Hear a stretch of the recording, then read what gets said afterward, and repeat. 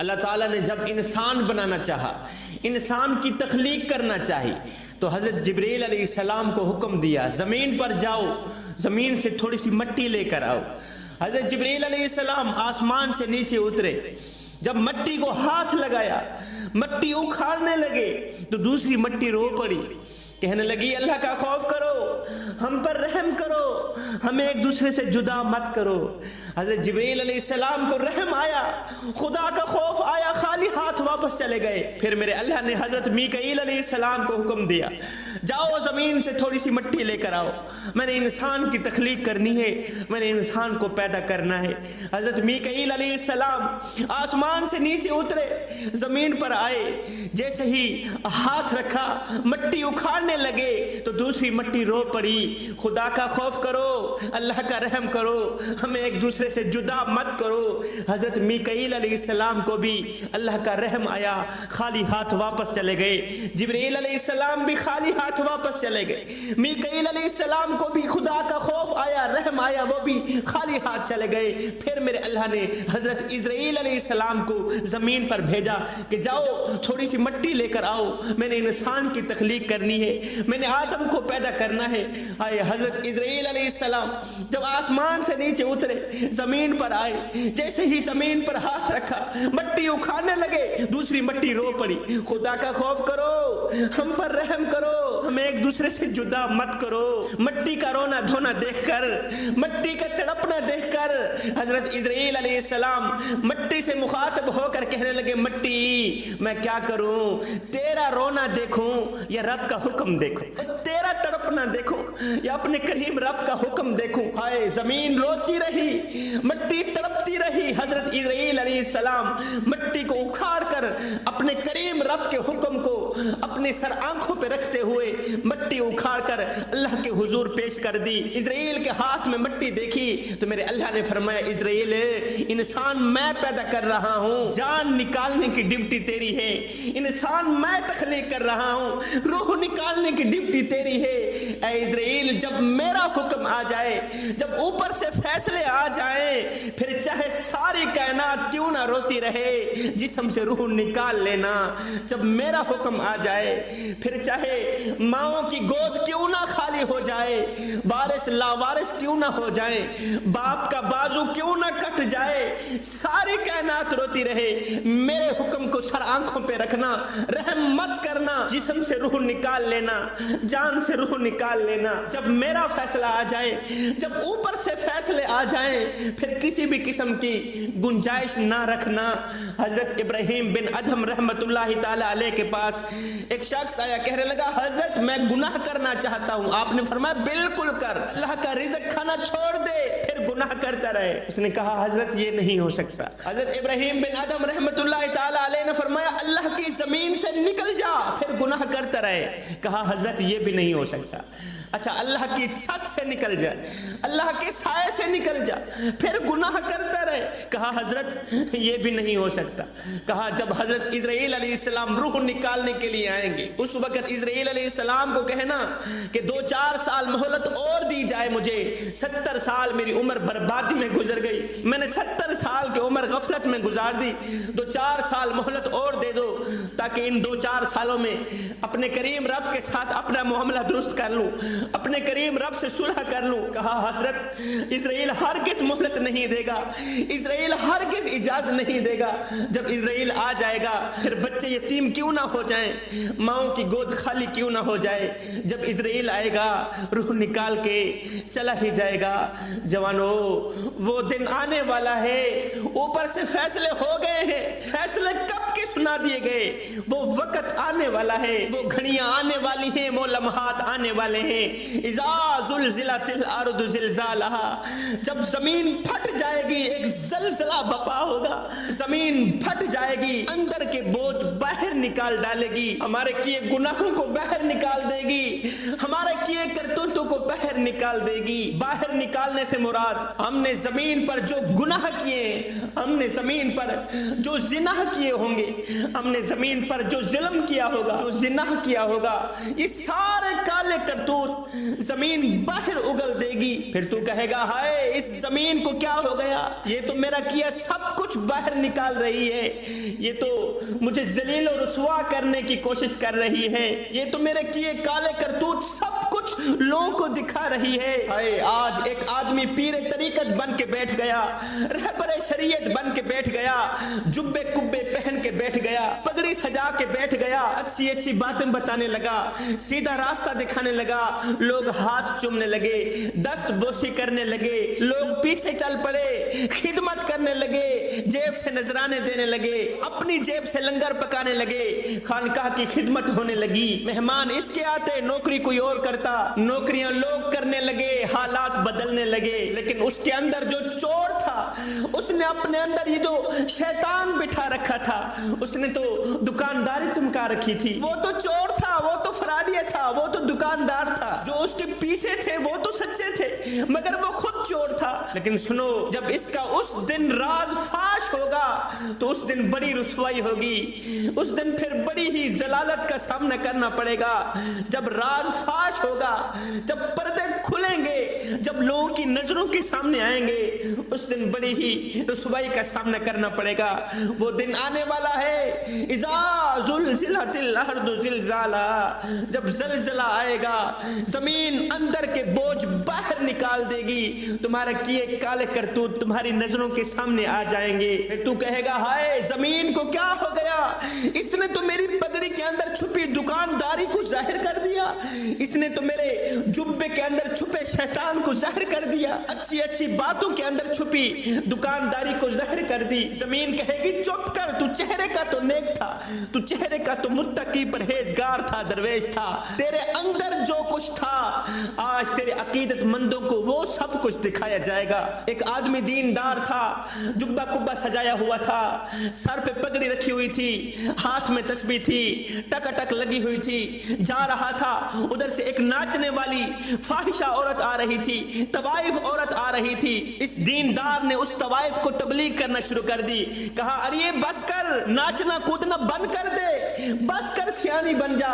जब इसने कहा ना बस कर, सियानी बन जा, तो उस तवाइफ ने एक रुला देने वाला जुमला बोला, जिसे सुनकर ये अल्लाह वाला दीनदार बेहोश होकर जमीन पे गिर पड़ा। उस तवाइफ ने कहा, नाचने वाले ने कहा, ओ बाबा जी, मैं जो हूं वो नजर भी आ रही हूं, मैं जो कुछ हूं वो दिखाई भी दे रही हूं, अब तू बता, जिस तरह तू दिखाई दे रहा है, जिस तरह तू नजर आ रहा है, इस तरह अंदर से भी है कि नहीं? तूने जुब्बा कुब्बा तो सजा रखा है, सर पे पगड़ी तो पहन रखी है, हाथ में तस्बीह तो पकड़ रखी है, ये बता, जिस तरह तू नजर आ रहा है उस तरह अंदर का है कि नहीं? ये दीनदार जमीन पे गिर पड़ा, बेहोश हो गया।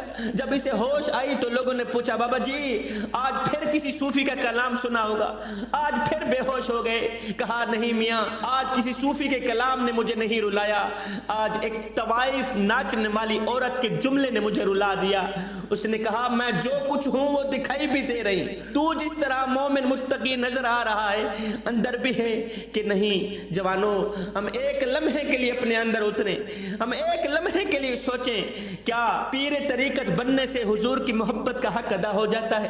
क्या रहबर शरीयत बनने से आका की मोहब्बत का हक अदा हो जाता है? क्या शबीर कमर बुखारी को मुल्तान से लाहौर में बुलाकर खिताब कराने से, ऊंची ऊंची आवाज से नारे लगाने से, हाथ लहराने से, बिरयानियां बनाकर लोगों को खिलाने से हुजूर की मोहब्बत का हक अदा हो जाता है? अगर नहीं होता तो फिर आइए सर से लेकर पांव तक हुजूर की गुलामी के रंग में रंगे जाएं। मेरे हजरत फरमाते हैं, मियाँ ये ना हो कि कोई तुमसे पूछे कि तुम कौन होते हो और तुम्हें शनाख्ती कार्ड दिखाना पड़े।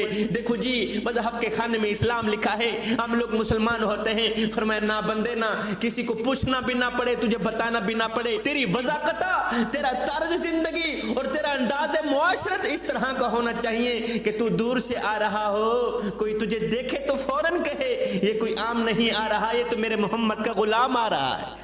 हमने कभी एक लम्हे के लिए रुक कर सोचा है कि आज हम किस मकाम पर खड़े हैं?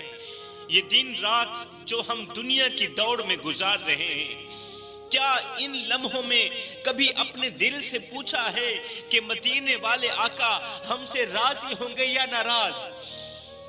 इस वक्त जिस तरह के हमारे शब रोज गुजर रहे हैं, इन लम्हों में कभी हमने अपने कल्ब से पूछा है, کبھی ہم نے اپنے اندر کے مفتی سے پوچھا ہے کہ اس وقت مدینے والے آقا ہم پر راضی ہوں گے یا ناراض ہوں گے؟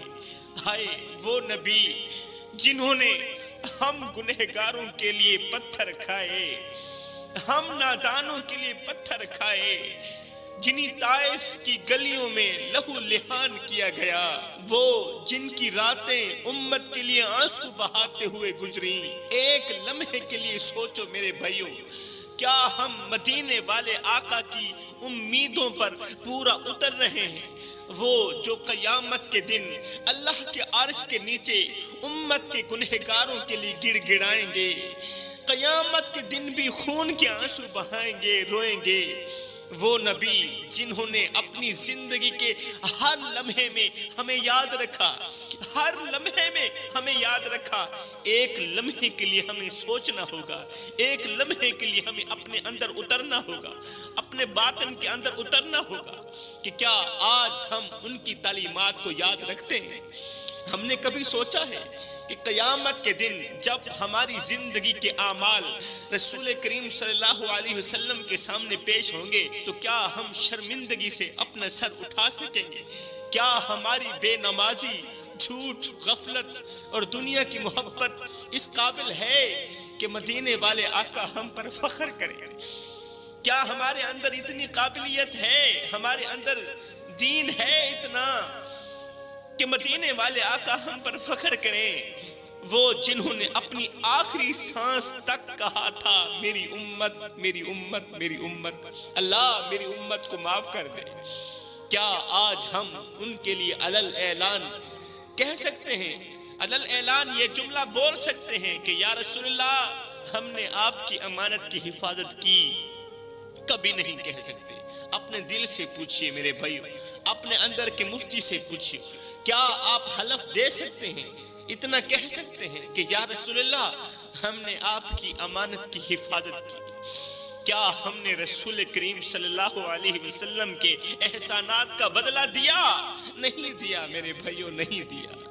وہ نبی جو ہمیں دوزخ سے بچانے کے لیے اپنی راتوں کو قربان کرتے تھے، پوری پوری رات روتے تھے، پوری پوری رات تڑپتے تھے، فرماتے ہیں او میرے امتی تو سوتا رہا محمد روتا رہا، تو دنیا کے مزے لیتا رہا محمد تڑپتا رہا، سجدوں پہ سجدے، گریا پہ گریا، لیکن جب رات کا وہ وقت آیا جب اللہ کی رحمت عروج پر آتی ہے، جب اللہ فرماتا ہے اے میرے بندے بول کیا بولتا ہے، اے میرے بندے مانگ کیا مانگتا ہے، میں تیری خالی جھولی بھر دوں، تجھے تیری عبادت کی جزا دوں۔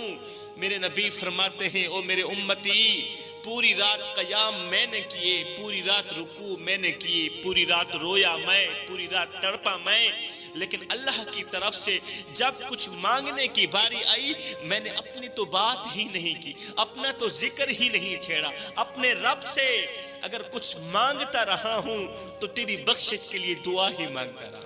رب حبلی امتی، اللہ تو مجھے کچھ نہ دے، بس میری گنہگار امت کو بخش دے، میری گنہگار امت کو معاف کر دے۔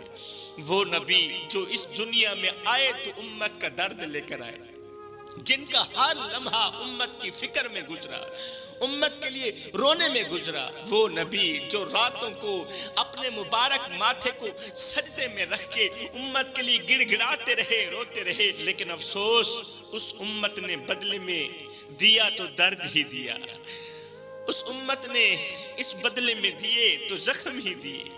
میرے بھائیوں ہم نے گناہ کیے تو دوزخ ملی، ارے دوزخ کا کیا قصور کہ اسے ہم جسے گنہگار ملے۔ یہ بھی ممکن ہے قیامت آ چکی ہو اور ہم جہنم میں رہ رہے ہیں، یہ ممکن ہے۔ نفس کی غلامی، جھوٹ، ظلم اور بے حیائی نے ہماری زندگیوں کو ایسے جکڑ رکھا ہے کہ ہم خود اپنی بنائی ہوئی دوزخ میں جل رہے ہیں۔ جاگ جاؤ میرے بھائیوں، جاگ جاؤ، اپنے اعمال کا محاسبہ کرو، کہیں دیر نہ ہو جائے۔ ایک دن بازار میں کھڑا ایک فقیر زور زور سے رو رہا تھا، لوگ حیرت سے اس کے پاس جمع ہو گئے اور پوچھا بابا تم کیوں رو رہے ہو، کیا ہوا؟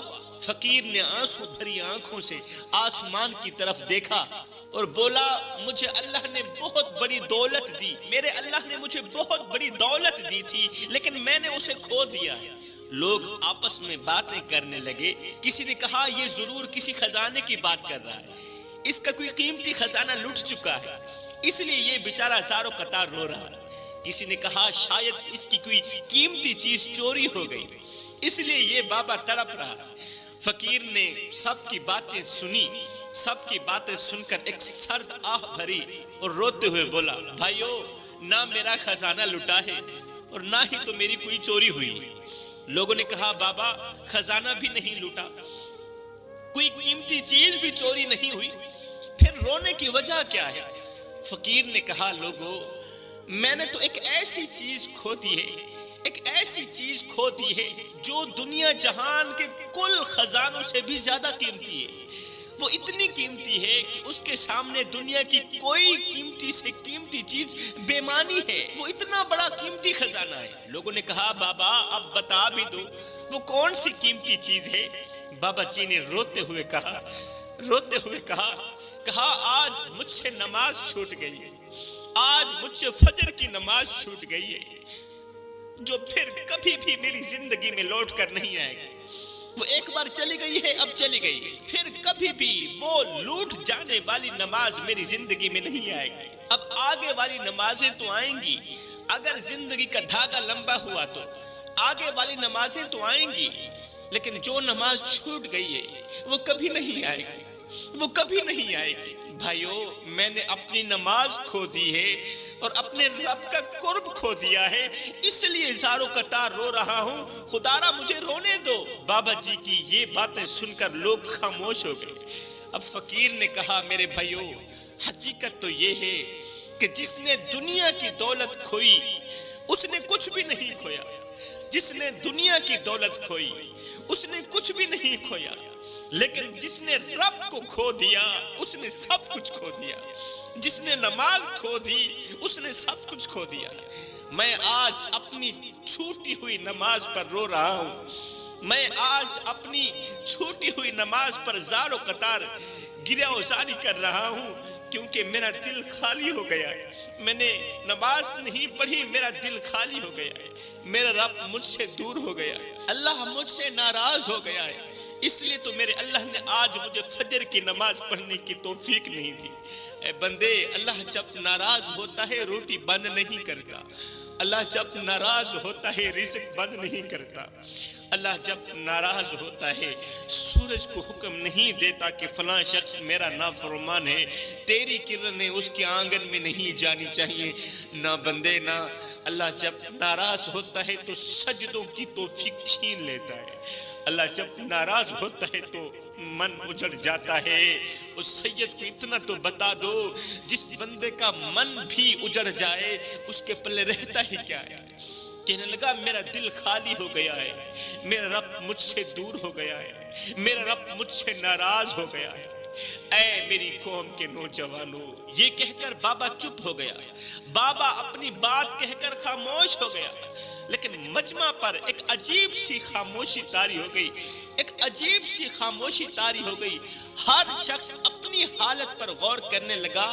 بابا جی کی درد بھری کہانی سن کر وہاں پر کھڑا ہر ایک شخص اپنی حالت پر غور کرنے لگا کہ بابے کی صرف ایک نماز چھوٹی ہے اور وہ یوں تڑپ رہا ہے جیسے مچھلی پانی کے بغیر تڑپتی ہے۔ اس کی ایک نماز چھوٹی ہے، وہ یوں تڑپ رہا ہے جیسے کل خزانہ چھین لیا گیا ہو۔ ایک طرف بابا ہے، دوسری طرف ہم ہیں جن کی زندگی میں بے شمار نمازیں قضا ہوئی، بے شمار نمازیں چھوٹی، لیکن ہمارے دل پر کوئی اثر نہیں ہوا، نہ کوئی ندامت، نہ کوئی فکر، نہ کوئی خوف خدا۔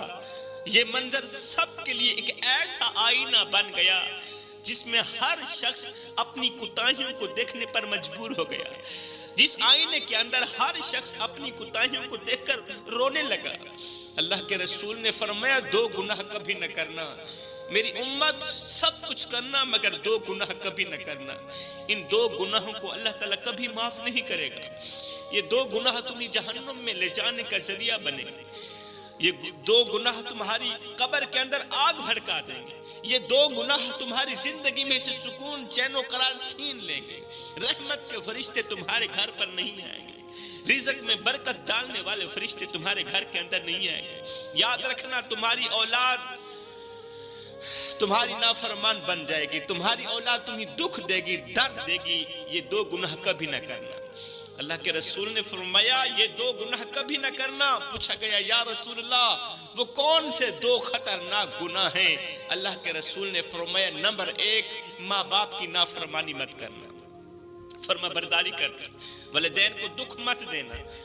والدین کی پریشانی میں بربادی کے سوا کچھ نہیں میرے بھائیوں. والدین کی پریشانی میں بربادی کے سوا کچھ نہیں میرے بھائیوں. باپ کی آنکھوں سے نکلے آنسو میں تباہی کے سوا کچھ نہیں میرے بھائیوں. جو والدین اولاد کی وجہ سے روتے ہیں ان کی بدقسمت اولاد کبھی بھی سکھ کا سانس نہیں لے پاتی. حضرت شیخ سعدی رحمت اللہ تعالی علیہ فرماتے ہیں کسی بستی میں ایک بوڑھا شخص ہر روز ایک درخت کے نیچے بیٹھتا تھا اور وہ ہر وقت آسمان کی طرف دیکھتا رہتا تھا. لوگ اسے پاگل سمجھتے تھے. پاگل سمجھ کر کہتے بابا تم ہر وقت یہاں کیوں بیٹھے رہتے ہو, ہر وقت آسمان کی طرف کیوں دیکھتے رہتے؟ بابا خاموش رہتا لیکن اس کی آنکھوں میں ہمیشہ آنسو ہوتے, اس کی آنکھوں میں ہمیشہ رونا ہوتا. ایک دن ایک بچہ اس کے پاس آیا, پوچھا بابا تم کیوں رو رہے ہو؟ بزرگ نے بچے کی طرف دیکھا اور بولا بیٹا یہ وہ جگہ ہے جہاں میری اولاد کھیلتی تھی. جس جگہ پہ بیٹھ کے میں رو رہا ہوں, جس جگہ پہ بیٹھ کے میں گریہ وزاری کرتا ہوں, روتا ہوں, چیختا ہوں, یہ وہ جگہ ہے جس جگہ بیٹھ کے میری اولاد کھیلتی تھی, ہنستی تھی, میرے ارد گرد خوشیوں کی گیت گاتی تھی. میری اولاد چھوٹی تھی, بچے تھے, میں اولاد کو سینے لگاتا تھا, میرا سینہ ٹھنڈا ہو جاتا تھا. یہ وہ جگہ ہے. اللہ اکبر. بچہ معصومیت سے بولا بابا پھر تمہاری اولاد کہاں چلی گئی؟ پھر وہ کہاں چلے گئے؟ بوڑھے نے ایک سرد آہ بھری اور کہا وہ دنیا کی رنگینیوں میں کھو گئے. میرے بچے دنیا کی رنگینیوں میں کھو گئے. دنیا کی رنگینیوں میں کھو کر وہ اپنے باپ کو بھول چکے ہیں. بچے میں 3 دن بھوکا رہتا ہوں اور آج بھی میں 2 دن کا بھوکا ہوں. میرے پاس کھانے کو کچھ نہیں, لیکن میرے بچوں نے کبھی نہیں پوچھا ابا تیرے پاس کھانے کو کچھ ہے یا نہیں, ابا تیرے شب و روز کس طرح کے گزر رہے ہیں. ہائے اوئے لیکھاں وچ وچھوڑے رہ گئے, رو رو اتھرو تھوڑے رہ گئے, کسے بھی میرا حال نہ پوچھیا, ہاتھ بھی میرے جوڑے رہ گئے. پتر ہن تے آ جا ہن گل چلا کیونکہ زندگی دے دن تھوڑے رہ گئے. خدا را میرے بھائیوں کسی کو اتنا مت ستاؤ, کسی کو اتنا مت رلاؤ کہ وہ اللہ کے سامنے تمہارا نام لے کر رو پڑے. خدا پاک کی عزت کی قسم اگر وہ اللہ کے سامنے تمہارا نام لے کر رو پڑا, اگر تمہارا بوڑھا باپ, اگر تمہاری بوڑھی ماں, اگر تمہارا بڑا بھائی اللہ کے سامنے تمہارا نام لے کر رو پڑا تو یاد رکھنا تمہارے لیے بہت بڑا مسئلہ بن جائے گا. تم بہت بڑی بلا کے منہ میں آ جاؤ گے, تم بہت بڑی مصیبت کے منہ میں آ جاؤ گے. بابا جی کہنے لگے وہ دنیا کی رنگینیوں میں کھو گئے ہیں, اب انہیں اپنا باپ یاد نہیں رہا. بیٹا دنیا کی محبت ایسی چیز ہے جو انسان کو اپنے رب اور اپنے والدین سے دور کر دیتی ہے. اپنے دل کے اندر کبھی بھی دنیا کی محبت مت بٹھانا, کیونکہ یہ دنیا کی محبت ایسی چیز ہے جو انسان کو اپنے رب سے دور کر دیتی ہے, والدین کی محبت سے دور کر دیتی ہے. اگر آج میں رو رہا ہوں تو اس لیے کہ میں نے اپنی اولاد کو دنیا تو دی. بیٹے آج میں اس لیے رو رہا ہوں کہ میں نے اپنی اولاد کو دنیا تو دی ہے لیکن دین نہ دے سکا, دین کی محبت نہ دے سکا. میرے بیٹے خوشحال تو ہیں لیکن ان کے دل دین سے خالی ہیں, ان کے دل دین کی محبت سے خالی ہیں. بڑی معذرت کے ساتھ کہنا پڑ رہا ہے میرے بھائیوں کہ آج کے والدین یہ تو چاہتے ہیں کہ ان کی اولاد ڈاکٹر بنے, آج کے ماں باپ یہ تو چاہتے ہیں کہ ان کی اولاد انجینئر بنے, دنیاوی میدانوں میں کامیابی حاصل کرے, لیکن افسوس یہ نہیں چاہتے کہ ان کی اولاد حافظ قرآن بنے, یہ نہیں چاہتے کہ ان کی اولاد عالم دین بنے. یاد رکھو جب تم اپنی اولاد کو دنیا کی دولت سے مالا مال کرو گے تو تم اولاد کے سامنے ڈر ڈر کے بات کرو گے کہ کہیں اولاد تم سے ناراض نہ ہو جائے. اگر اولاد ناراض ہو گئی تو تمہیں خرچ کون دے گا؟ پھر تمہاری فکر کون کرے گا؟ تمہاری دیکھ بھال کون کرے گا؟ اور اگر اسی اولاد کو تم دیندار بناؤ گے، اسی اولاد کو اگر تم حافظ قرآن بناؤ گے، عالم بعمل بناؤ گے، تو پھر دیکھنا یہی اولاد تمہارے سامنے ڈر ڈر کے بات کرے گی کہ کہیں ہمارے امی ابو ناراض نہ ہو جائے، ہمارے والدین ناراض نہ ہو جائے. اگر یہ ناراض ہو گئے تو اللہ بھی ناراض ہو جائے گا، اس کا رسول بھی ناراض ہو جائے گا. یہی فرق ہے دنیا کی محبت کا اور دین کی محبت کا. یہی فرق ہے دنیا کی محبت اور دین کی محبت میں. دنیا کی محبت خوف میں مبتلا کرتی ہے اور دین کی محبت سکون اور عزت عطا کرتی ہے. اس لیے اپنے بچوں کے لیے ایسی تربیت کا انتخاب کرو میرے بھائیو جو نہ صرف دنیا میں بلکہ آخرت میں بھی تمہارے لیے فخر اور سکون کا باعث بنے. میرے دوستو، کیا تم جانتے ہو آج ہمارا دل کیوں بے سکون ہے؟ ہمارے دل کی دنیا کیوں اجڑی ہوئی ہے؟ ہمارا دل کیوں ویران ہے؟ اس لیے کہ ہم نے وہ چوکھٹ چھوڑ دی جس چوکھٹ پر بے سہاروں کو سہارا ملتا ہے، بے قرار دلوں کو قرار ملتا ہے، جس چوکھٹ پر دل کو سکون نصیب ہوتا ہے. رات کے آخری پہر میں ایک آدمی اپنے عالی شان محل کے بلکونے میں کھڑا آسمان کی طرف دیکھ رہا تھا.